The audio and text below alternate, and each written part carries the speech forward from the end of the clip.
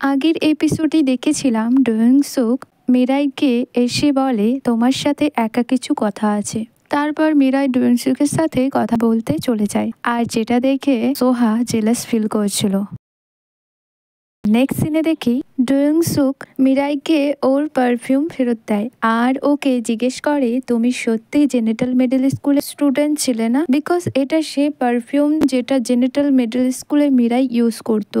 Mirae এগুলো শুনে চুপ থাকে, তারপর ওকে বলে প্লিজ এই সব কথা সবাই কাছে সিক্রেট রেখো।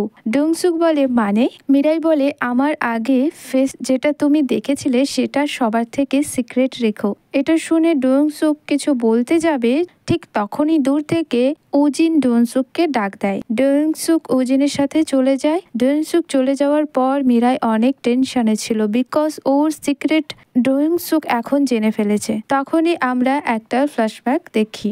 মিডল স্কুলে পড়ার সময় মিরাই আর ওর পুরো স্কুলের স্টুডেন্ট স্কুল ক্লিন করছিল। তখন ডোয়ং সুক মিরাই পাশ দিয়ে যাওয়ার সময় ওর কাছে থেমে ওকে জিজ্ঞেস করে তুমি কি পারফিউম লাগিয়েছো? যেটা শুনে মিরাই অনেক রেগে উত্তর দেয় হ্যাঁ, আর বলে এখন কি পারফিউম লাগানো অ্যালাউ নেই? এটা শুনে ডোয়ং সুক চুপ করে সেখান থেকে চলে যায়। এরপর মিরাই পারফিউম দেখে ভাবতে থাকে ওর এখনো মনে আছে আমি কোন পারফিউম ইউজ করি। এরপর আমরা দেখি এখানে ওরা দুজন ফ্রেন্ডস মিলে সেমিস্টার পার্টির জন্য আয়োজন করছে, যেটা কাল উজিনের বার শপে হবে।